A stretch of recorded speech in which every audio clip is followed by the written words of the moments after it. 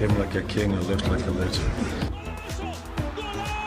Zero people. That's one of the most stupid questions. Zero people.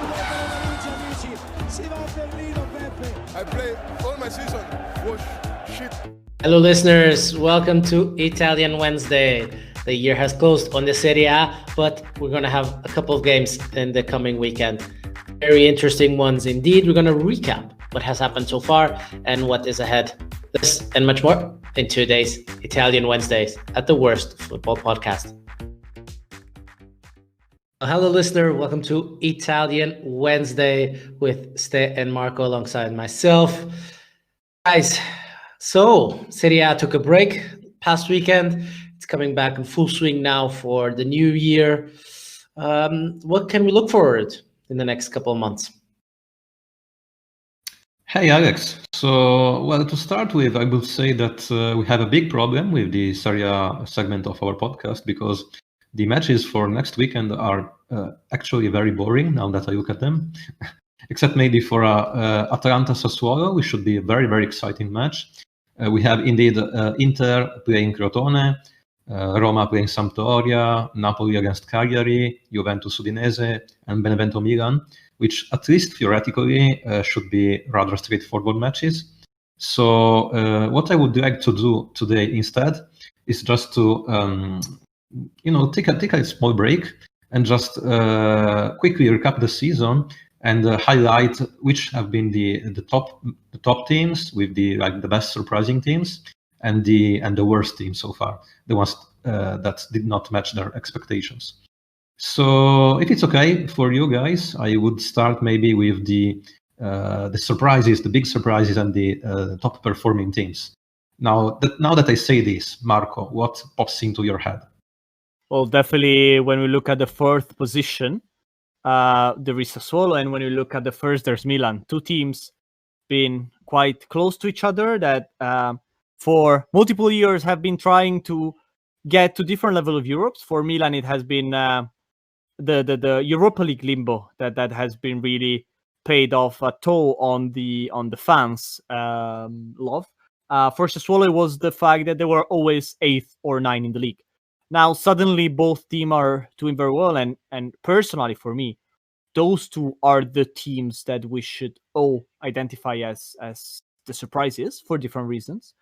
Of course, the budgets are different. Of course, I suspect the final position of the two teams is going to be very different. If Sassuolo can get 5th, 6th, that would already be a great result. If Milan can stay within the first 3, that would be an outstanding result for Milan. So we're looking at different levels, but either way, both teams extremely surprising, in my opinion.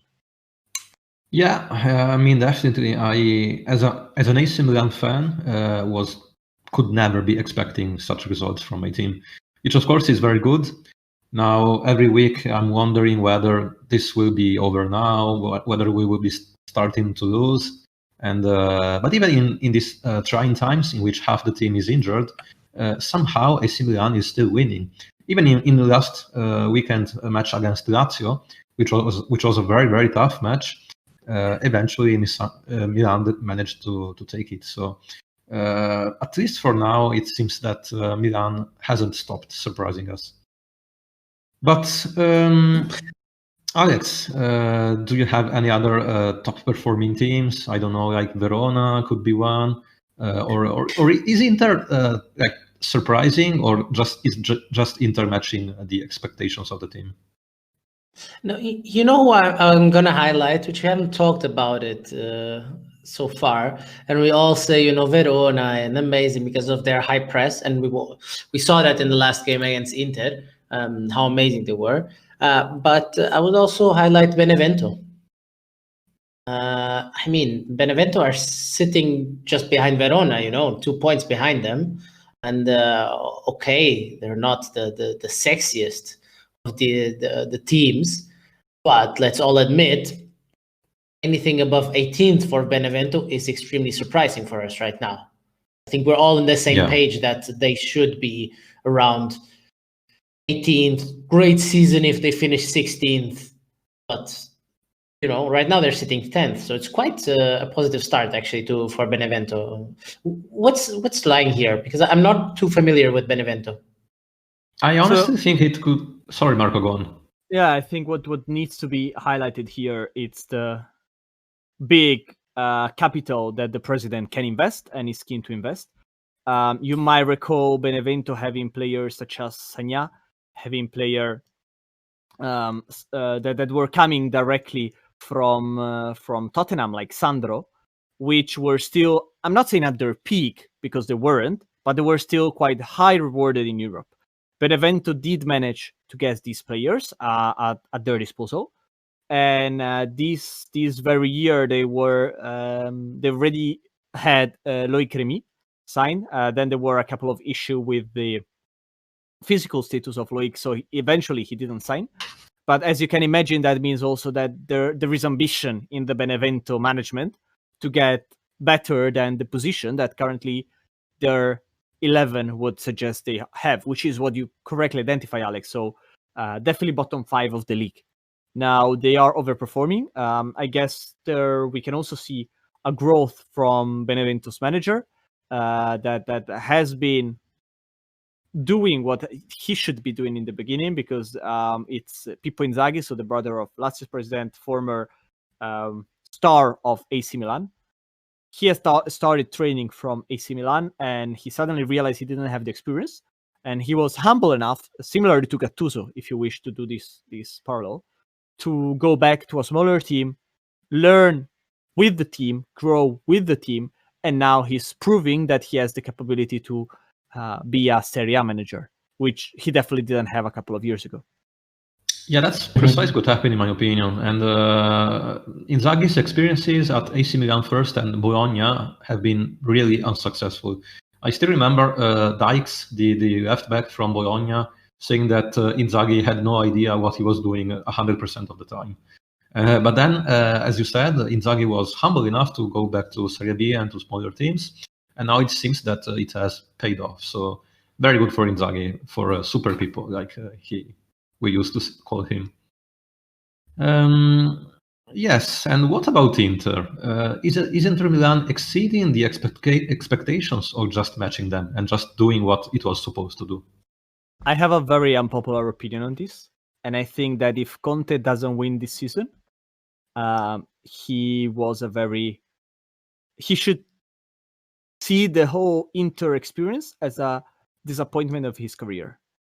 Not because he hasn't won the league, but because he hasn't won anything. With the transfer market that he had requested Suning to do over these 2 years, I think it's absurd not to see a single trophy in Inter's for Inter, basically won over the past 2 years. He got players that, let's be honest, if we were to think that we would have in the same team players such as Alexis Sanchez, Lukaku, why not? Nainggolan, Vidal, Godin, and so on, in a single team over the span of 2 years. And Eriksen, let's not forget Eriksen. Oh boy. I think no one would have ever thought that would be possible, not even a Juventus. Conte made it happen, or rather I should say Inter made it happen for Conte, but now Conte got last from the Champions League group. Last year didn't win anything. He got second, but it was the least expected team to finish second, really. So in everyone's mind, that is a disappointment despite the second place, because he never really challenged for the league. And until a couple of weeks ago, he wasn't even challenging for the Serie A. Then Juventus managed to lose 6 points basically in a single week because of the loss, quote unquote, of the win against Napoli, plus not performing well this very last weekend. And if you put the two things together, you suddenly have Conte that is 1 point from AC Milan and really a strong challenger and so on. But we should really look where this interest is coming from, and it's coming from basically 300 billion spent on transfer market over the past years. Speaking about Juventus, so what is Juventus doing? Is it still okay-ish or underperforming? What's your opinion, Alex? I mean, look, They basically hired the manager from their B team who was in the job for 8 days. So let's be honest here. I know we always say that the clubs, they stay the same, the managers rotate, but the knowledge is there. I mean, it changes, when an inexperienced manager takes charge. So we knew that there were going to be some growing pains. I think it's still too early to say if Pirlo is a top or a flop as a manager. A good example that you set with Inzaghi at the start of his career. I mean, you can't really say that now, but they're not performing to the Juventus standard. But given that they have an inexperienced manager, they're not too bad either. They just had the first loss now. Yes, it was an aggressive loss to Fiorentina, which was a big surprise to everyone. Yeah. But still, I mean, it's a new manager. They took a risk.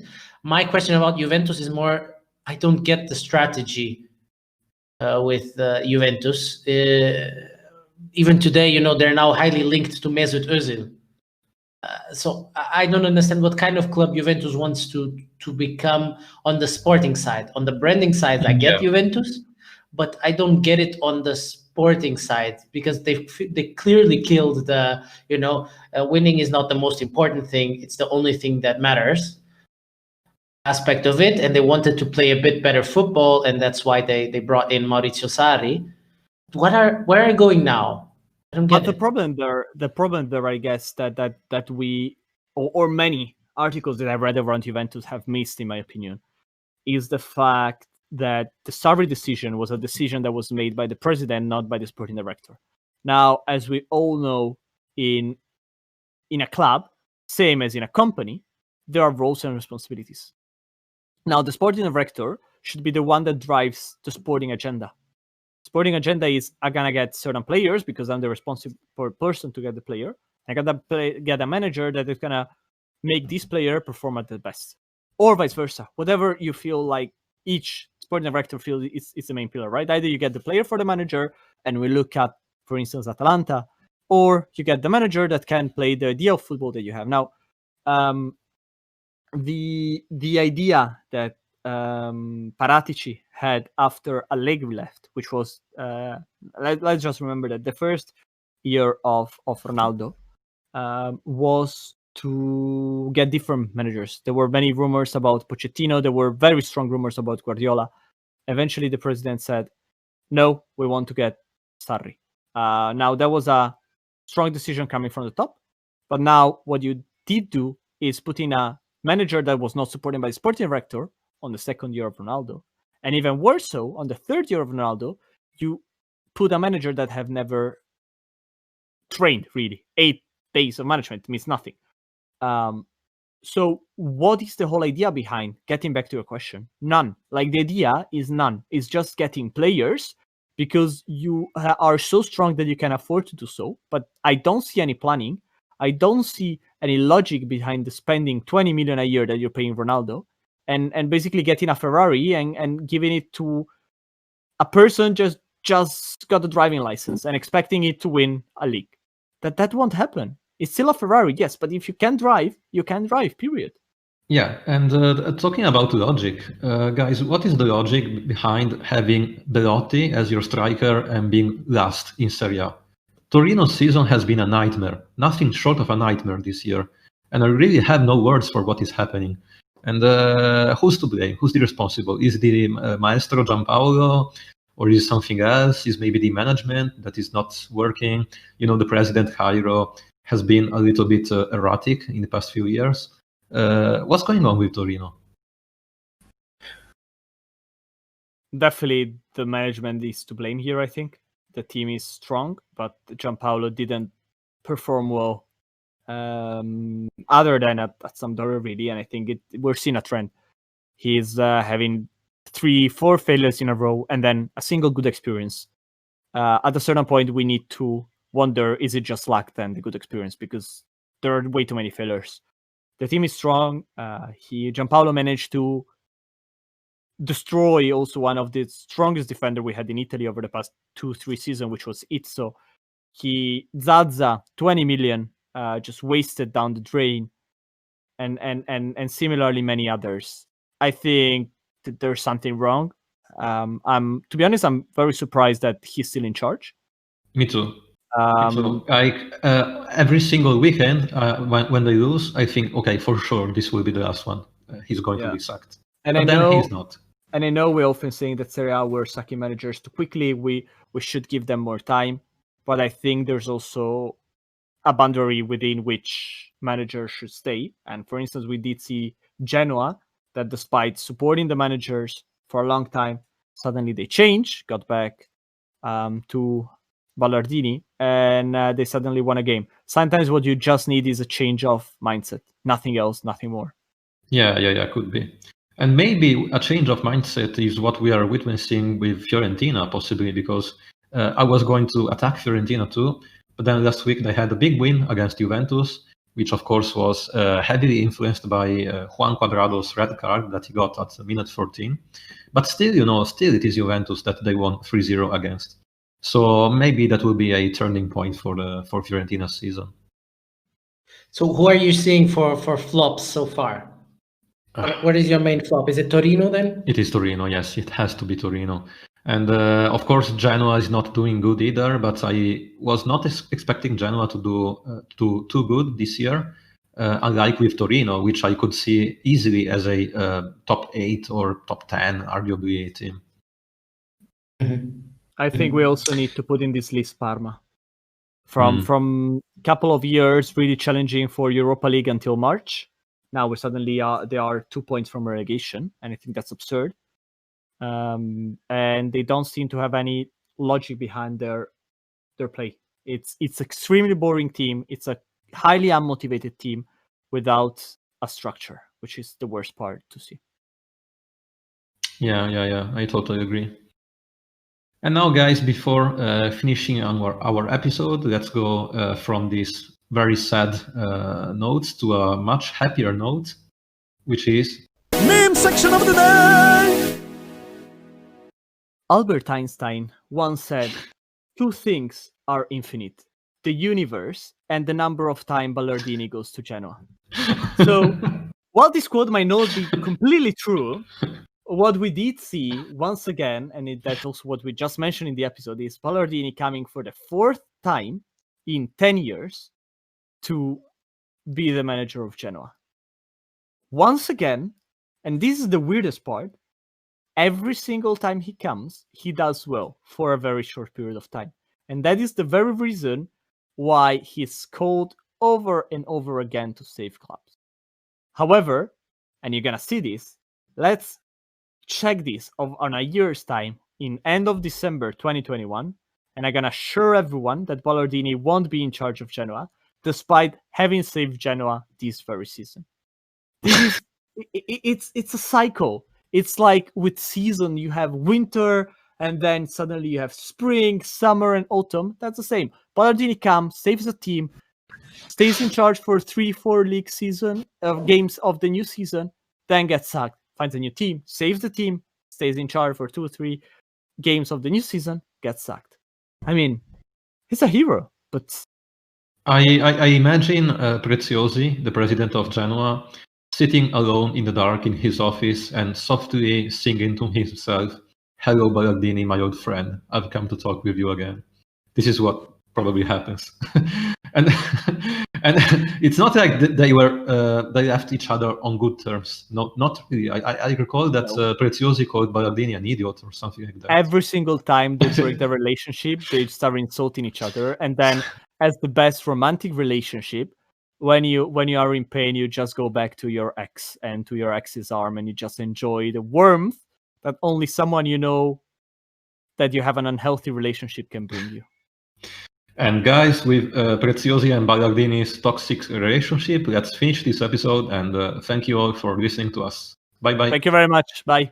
Yes, bye.